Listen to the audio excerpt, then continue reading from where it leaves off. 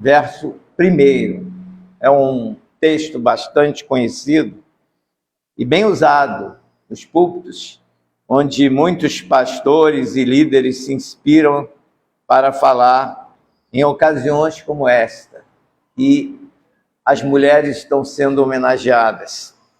Provérbios 14, versículo 1, que diz o seguinte: toda mulher sábia edifica sua casa, mas a tola derruba-a com as suas mãos.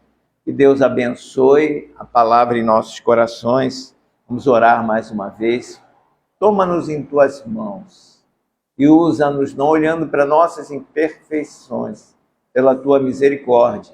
Só abençoe, ó Deus, essa tua agência neste lugar e aquelas pessoas que estão a nos acompanhar pelas redes sociais, sejam assistidas, sejam alimentadas pela tua palavra e convencidas pelo teu Espírito Santo. É o que te pedimos e agradecemos em nome de Jesus. Amém. Podeis assentar, irmãos. A mulher tem conquistado através dos tempos um lugar de destaque na sociedade. A influência da mulher se faz notória em todos os setores da vida humana. Temos mulheres oficiais das Forças Armadas, executivas de grandes empresas, médicas, engenheiras, enfermeiras, professoras, domésticas, esteticistas, motoristas, ministras, juízas, promotoras, astronautas, presidentes, rainhas. Eu poderia estender esta lista porque ela é bastante longa, extensa. Materialmente falando, não é difícil ser exemplo. Nesse campo, temos simplesmente uma preocupação momentânea, e aqui envolve nossa mente, nosso intelecto, nossa capacidade física. Porque tanto o homem quanto a mulher, em qualquer área de atuação, deve executar suas tarefas com amor. Não importa a profissão que tenha, mas é essencial que a exerça com amor, com honestidade na profissão que abraçou. Mas espiritualmente falando, o aspecto muda completamente e envolve, além da nossa mente e o nosso coração, também a nossa alma. Não é uma coisa momentânea, e sim uma busca constante. Entra nesse campo aquilo que chamamos de sensibilidade cristã. Envolve uma série de detalhes tão pequenos que, por serem assim, podem passar despercebidos. E pode até causar problemas seríssimos, quando não observados, pois, se nos acostumamos a cometer pequenas falhas e não confessá-las ao Senhor, não será difícil cometer também as grandes e nos acomodar a elas. O apóstolo Paulo, escrevendo a Tito, capítulo 2, versos de 1 a 10, exorta os mais idosos, mulheres e jovens, fazendo um destaque para serem exemplo em tudo. A exortação tem um alcance mais amplo, porque pega todas as idades, desde a juventude até as pessoas mais anciãs. Principalmente Tito, que tinha a responsabilidade de organizar o trabalho na igreja de Creta. Ele tinha que primar por uma vida que verdadeiramente fosse diferenciada em relação aos que estiverem à sua volta. Nós crentes também precisamos ser o exemplo em tudo. Paulo exorta as mulheres mais maduras, cheias de experiências, a serem sérias em seu viver, não caluniadoras, sóbrias em tudo, mestras do bem, Como mestras no bem, as mulheres mais adultas têm a incumbência de transmitir os bons ensinamentos às mulheres mais jovens. Sobretudo, devem amar seus maridos, seus filhos, e sendo moderadas, castas, donas de casa, sujeitas aos seus maridos, para que a palavra de Deus não seja blasfemada. Esse foi o conselho que o apóstolo Paulo e outros apóstolos, como o apóstolo Pedro, também ele deu às mulheres das igrejas de sua época. A mulher sempre exerceu influência na família, na sociedade e na igreja. Atuou de perto no ministério de Jesus. Lucas, no capítulo 8, ele faz esse registro. E aconteceu que depois disto, que andava de cidade em cidade, de aldeia em aldeia, pregando e anunciando o evangelho do reino de Deus. E os 12 iam com ele. E algumas mulheres que haviam sido curadas de espíritos malignos e de enfermidades. Maria Madalena, Maria, da qual saíram 7 demônios, Joana, mulher de Cusa, procurador de Herodes, e Susana, e muitas outras que serviam ao Senhor com suas fazendas. Então Jesus, ele não trabalhava secularmente, e ele era assistido nas suas necessidades materiais por essas mulheres santas que se dedicavam à obra de Deus, que com os seus bens sustentavam Jesus Cristo, que realizava a obra do Pai. Lucas capítulo 8, versos de 1 a 3. Esse texto mostra Jesus iniciando uma campanha evangelística organizada através da Galileia. Em sua companhia estavam os apóstolos e um grupo de mulheres, as quais poderíamos chamar mulheres cristãs em ação, ou união feminina, como queiram. Esta companhia evangelística era sistemática, pois Jesus, com sua caravana, ia de cidade e de vila em vila, pregando e anunciando o evangelho do reino de Deus. As senhoras que os acompanhavam nutriam profunda e sincera gratidão para com seu Salvador e Mestre, e serviam não somente a ele, mas aos 12, financiando a viagem e fazendo outros serviços necessários. Foi a primeira organização feminina fundada na igreja. Quem eram essas mulheres? Maria Madalena, da qual Jesus expulsara 7 demônios, aninhados em seu corpo, curando-a física e espiritualmente. Esta mulher, Maria Madalena, por gratidão e reconhecimento, acompanhou Jesus até a sua morte e continuou seguindo-o ao vê-lo ressuscitado. Charles Plumb era um piloto de um bombardeiro na guerra do Vietnã. Hoje está em voga realmente guerras e rumores de guerra, mas já existia no passado, agora com mais intensidade. Depois de muitas missões de combate, seu avião foi derrubado por um míssil. Plumb saltou de paraquedas, foi capturado e passou 6 anos numa prisão norte-vietnamita. Ao retornar aos Estados Unidos, passou a dar palestras relatando a sua odisseia e o que aprendera na prisão. Certo dia, num restaurante, foi saudado por um homem. Olá, você é Charles Plumb, piloto daquele avião derrubado no Vietnã, não é mesmo? Sim, como sabe? Era eu quem dobrava o seu paraquedas.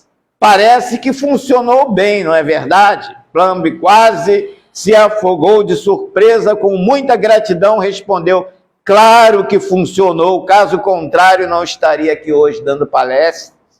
Muito obrigado. Ao ficar sozinho naquela noite, Plumb não conseguia dormir, lembrando-se de quantas vezes havia passado por aquele homem no porta-aviões e nunca lhe disseram bom dia. Era um piloto arrogante. Aquele sujeito que contribuiu para salvar a sua vida era um simples marinheiro. Pensou também nas horas que o marinheiro passou humildemente no barco, enrolando os fios de seda de vários paraquedas, tendo em suas mãos a vida de alguém que não conhecia.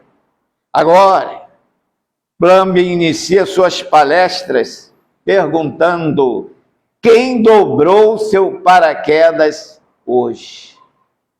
Todos temos alguém cujo trabalho é importante para que possamos seguir adiante. Precisamos de muitos paraquedas durante o dia, paraquedas físico, emocional, mental e espiritual. Jamais deixe de agradecer, seguindo os conselhos de Paulo. Em tudo dai graças. 1 Tessalonicenses, capítulo 5, versículo 18.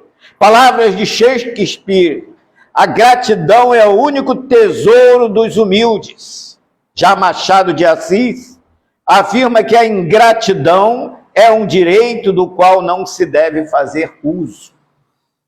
A gratidão de quem recebe um benefício é bem menor que o prazer daquele que o fez. Outra mulher que fazia parte do grupo de mulheres cristãs em ação era Joana, mulher de Cusa, procurador do rei Herodes, portanto, homem de projeção social, e mulher também da alta sociedade. Joana fora curada de espíritos imundos pelo Senhor. Susana e muitas outras que serviam com seus bens eram também de posição social elevada. Era, pois, um grupo de senhoras apreciável. Para servir ao Senhor, qualquer pessoa pode fazê-lo, não importa a sua condição social. Há quem pense que só pobre serve a Deus. Não, os ricos também são alvo do amor de Deus. Eles têm sensibilidade, têm coração, têm sentimentos. E nós não podemos de forma alguma afastar de nós por causa da condição social deles. Às vezes até nos inferiorizamos pelo fato de termos condições parcas financeiras, mas não é isso que será um obstáculo para que o reino de Deus possa alcançar os ricos. Na verdade, o evangelho deve ser pregado a toda criatura. Não há dúvida de que uma das fundamentais expressões do verdadeiro crente é servir a Deus com os seus bens. Estas santas mulheres entregavam ao Senhor muito mais do que seus dízimos e ofertas. Elas sustentavam o ministério de Jesus com os 12 apóstolos. Além do mais, elas estavam presentes aos trabalhos cotidianos e se lembravam dos mínimos detalhes na realização da obra de Deus. Não se omitiam. Tem pessoas que se contentam apenas com: eu já contribuo financeiramente, então não preciso mais doar o meu tempo para o reino de Deus. Mas essas mulheres não, além de contribuir com seus bens, elas estavam presentes em todos os trabalhos e se alegravam em servir ao Senhor espiritualmente na sua obra. O desejo de Deus é que sua igreja cresça e se torne forte em anunciar sua palavra. Por isso mesmo que ele permite e capacita a mulher na função que lhe determinou exercer no seu corpo, que é a igreja. Ele deu a todas as mulheres talentos, interesses, capacidades pessoais e naturais, capacidades espirituais para serem desenvolvidas para o seu reino, para a sua glória. Nenhuma mulher ou homem nasceram para ficar ociosos na igreja apenas como assistentes. A Bíblia diz em Provérbios 14, versículo 1, toda mulher sábia edifica sua casa, mas a tola derruba-a com suas próprias mãos. Essa mesma mulher sábia em edificar seu lar é quem edifica a igreja de Cristo. Dentre todos os ministérios e oportunidades de trabalho que Deus tem dado à mulher, o lar é a primeira e mais importante. Primeiro, até mesmo pela ordem cronológica das atribuições femininas. Ser esposa e mãe foram as primeiras tarefas e realizações da mulher que Deus criou, consoante Gênesis capítulo 1, versículo 28. Gênesis capítulo 2, versos 18 a 24. O lar também é o primeiro ministério da mulher pela importância determinante na formação do ser humano e da sociedade. Grandes sábios e pensadores têm reconhecido assim.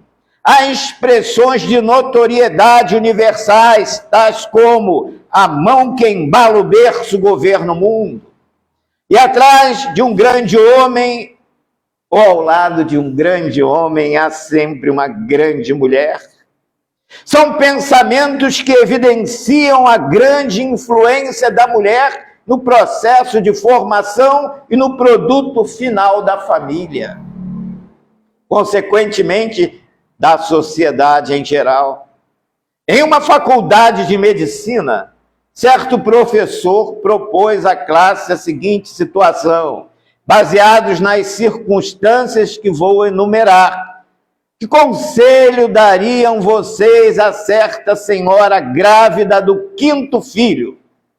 Marido com sífilis, ela tuberculosa, seu primeiro filho nasceu cego, o 2º morreu, o 3º nasceu surdo, o 4º é tuberculoso e ela está pensando em abortar a 5ª gravidez.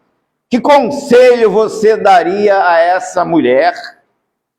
Com base nos fatos, os alunos entenderam que o aborto seria a melhor alternativa.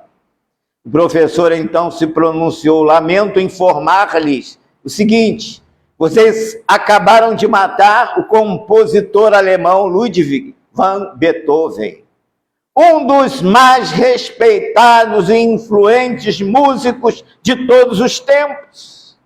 Se sua mãe o tivesse abortado, não teríamos o grande compositor e pianista, um dos maiores pilares da música ocidental. A maternidade é a maior dádiva que uma mulher pode receber de Deus. São muitas as mulheres bíblicas que servem de lição para a mãe moderna. Entre tantas, quero destacar as qualidades de uma que a imortalizaram, Joquebede, mãe de Moisés.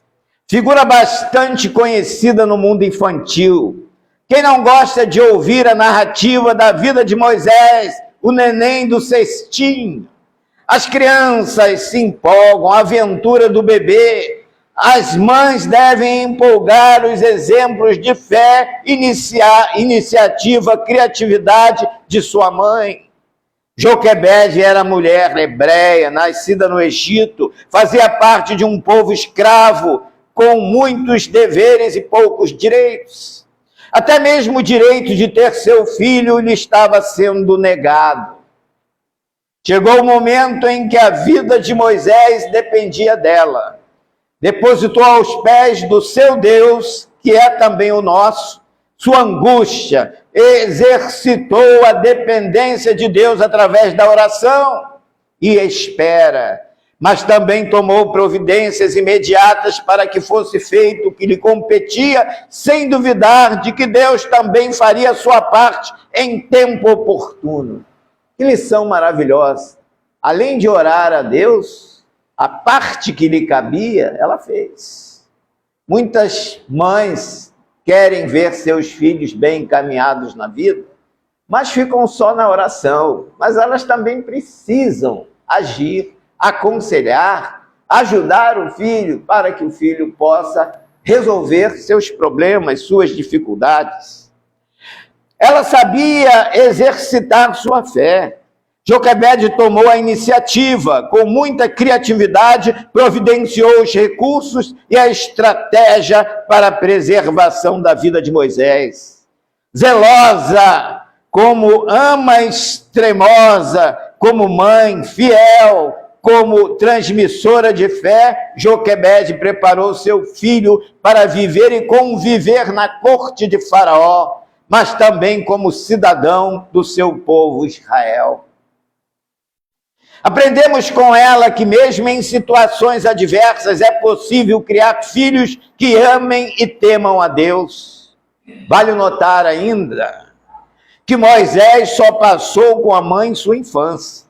Pois diz o texto em Êxodo, capítulo 2, versículo 10, que sendo menino já grande, a mãe o trouxe à filha de Faraó, a qual o adotou e chamou o seu nome Moisés, e disse, porque das águas o tenho tirado. A história, os irmãos já conhecem. Joquebede colocou o menino num cesto e ali no rio Nilo deixou ele boiando à mercê dos animais, das águas, jacarés, mas Deus providenciou tudo para que nada de mal acontecesse e também providenciou para que a princesa visse aquele bebê, se encantasse por ele e o adotasse. É assim que Deus faz. O que ele adquiriu como criança, guardou e conservou em sua maturidade.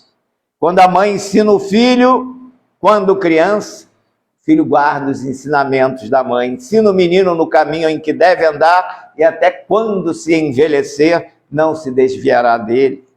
As mães precisam ficar atentas para o que os seus filhos estão aprendendo enquanto são crianças. É o que vai ficar até a velhice. Hoje, a preocupação maior é com as redes sociais. E ninguém sabe o que se passa através dessas comunicações e muitas crianças estão sendo desencaminhadas por pessoas maldosas, aproveitadoras, que querem destruir vidas e famílias. E as mães têm que cuidar bem dos seus filhos, vigiando-os com quem eles estão se comunicando. Referindo-se a Timóteo, Paulo mencionou que desde a meninice ele sabia as sagradas letras. 2 Timóteo, capítulo 3, versículo 15. Uma lição que também Joquebede ensina é que ela promoveu a união entre os seus filhos. Miriam e Arão sempre se envolveram com as responsabilidades de Moisés, dando-lhe apoio. Miriam vigiou o cestinho, buscou a ama e mais tarde alegrou-se com ele, cantando seu cântico de vitória. Arão falou a Faraó, ajudou na liderança do povo e sustentou as mãos de Moisés enquanto orava. Como é lindo ver irmãos unidos, que juntos choram e juntos se alegram. É fruto de longo e persistente trabalho de uma mãe.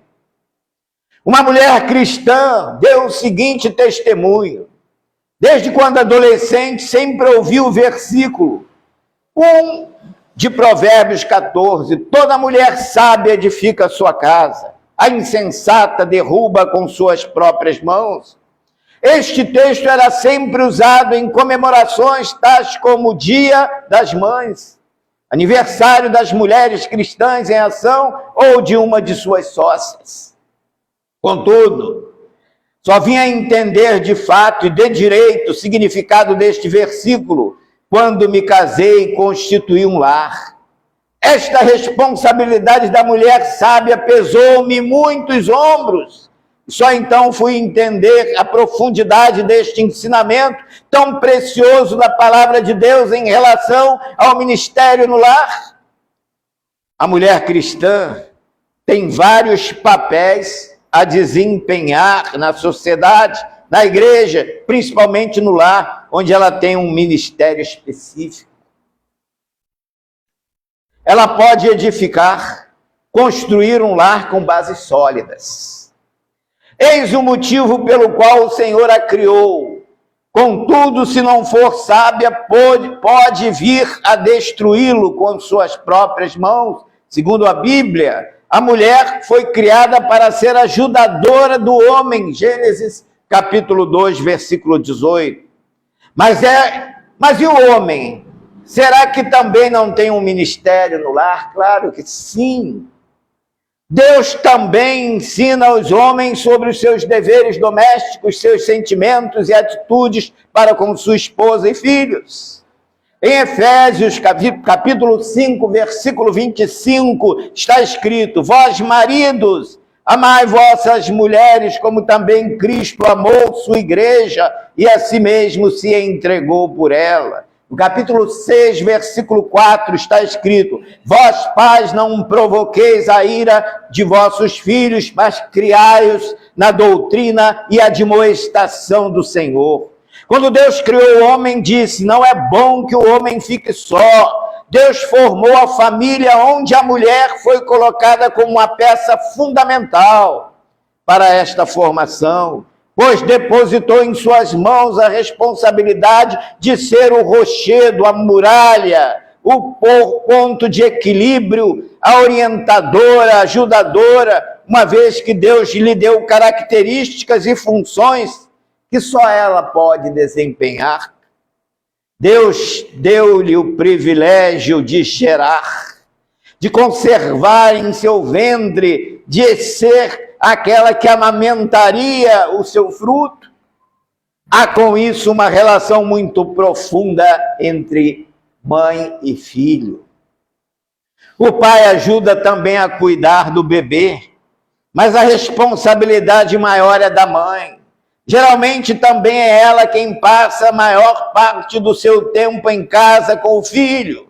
Com isso, além de outras razões, a mulher acaba sendo um referencial muito importante para a família, esposo e filhos. Irmãos, a mulher sábia dá bom testemunho no lar e também fora do lar.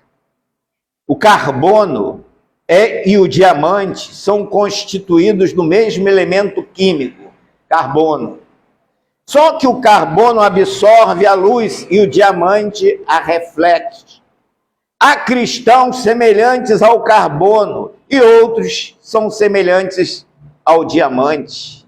A base da sua fé é a mesma, Jesus, mas a diferença está em sua experiência cristã, em seu comportamento, costumes e atitudes, sua utilidade de vida. Uns são opacos, outros luminosos.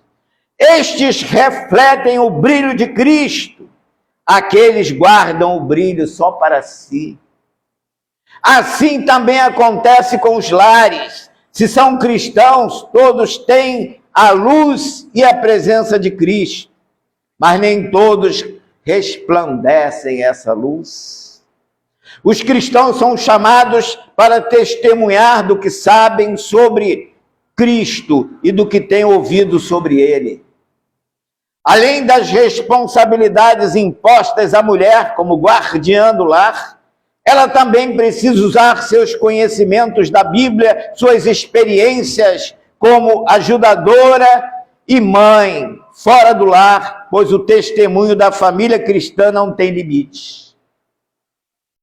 Ele começa no lar, se estende fora dele. A igreja é o prolongamento natural do lar cristão.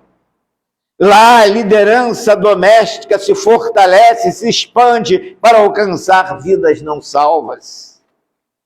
Alguém disse que onde houver uma alma sem Cristo, aí é um campo missionário.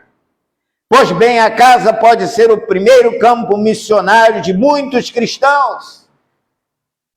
Se há um dos cônjuges que não tem Cristo, se há filhos que ainda não o aceitaram, se há os que se desviaram e precisam ser recuperados, se há serviçais que não têm Jesus Cristo na vida, estes precisam ser alcançados pelo testemunho dos que são cristãos naquele lar. Para haver testemunho dentro do lar, é preciso que o relacionamento com Deus ande bem. Só se consegue um relacionamento horizontal satisfatório quando o relacionamento vertical, isto é, com Deus, é verdadeiro.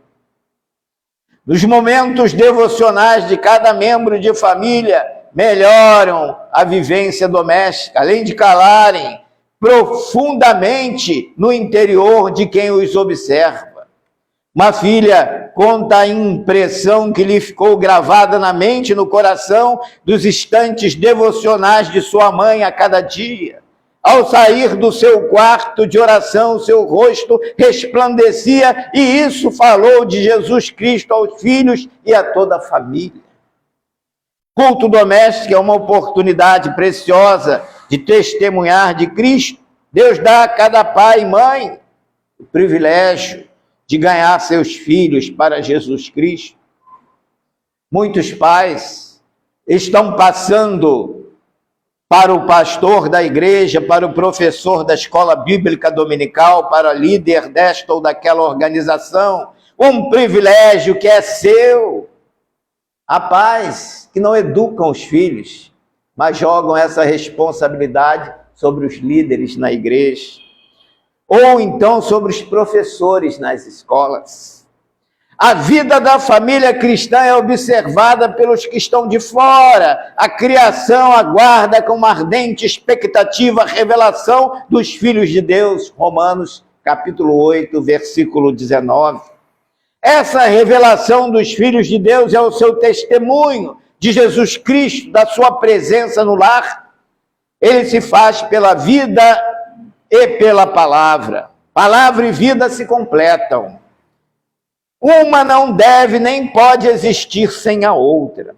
Quando se trata de testemunho cristão, palavra que se conhece e vida que se vive têm que estar juntos, não podem se divorciar. Viver só, sem falar, é comodismo, é acomodação. Falar apenas sem viver é desperdício, é vão. As pessoas não acreditam em pregação que não se comprova com a vida do pregador. O pastor de uma certa igreja foi convidado para jantar com sua esposa na casa de um casal membro daquela agência. Dia do jantar chegou. O pastor e sua esposa foram conforme o combinado. O jantar foi bastante proveitoso. Eles conversaram muito sobre Deus, sobre a Bíblia, sobre a família e diversos assuntos edificantes. Perto das 23 horas, o pastor fez sinal para a esposa de que estava na hora deles irem embora. A esposa respondeu positivamente e eles se despediram do casal. Depois que o pastor e a esposa saíram, a anfitriã disse ao marido: eu não estou achando uma das colheres da nossa coleção de estimação que usamos para o pastor e esposa jantarem. Disse o marido: deve estar em algum lugar por aí. Sem ligar muito para a questão apresentada. Não está, disse a mulher, já procurei em todos os lugares. Só tem uma explicação. Pastor deve ter furtado a nossa colher de estimação, pois foi justamente a que ele usou que sumiu.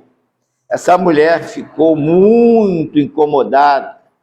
Começou a faltar aos cultos da igreja e sempre que viu o pastor, seu coração se entristecia, pois para ela o pastor havia roubado sua colher de estimação. Ela remoía dentro de si um sentimento de desprezo por achar que o pastor era ladrão. Passado um tempo, ela sugeriu ao marido: amor, vamos chamar novamente o pastor e a esposa para jantar conosco? Claro, respondeu o marido, é só marcar. Fizeram um convite e eles aceitaram. Chegou o dia do jantar e a mulher aguardava o momento certo para questionar o pastor sobre sua colher, pois não suportava mais a hipocrisia dele, pois ela achava que ele tinha furtado a colher. Pastor, posso te perguntar uma coisa? disse ela meio envergonhada. Claro, irmã, fique à vontade. Por acaso foi o senhor quem furtou nossa colher no jantar que fizemos a última vez? O marido, envergonhado, pediu desculpas ao pastor pela pergunta da esposa, mas o pastor acenou com um sorriso que iria responder: irmã, fui eu sim que peguei sua colher no último jantar.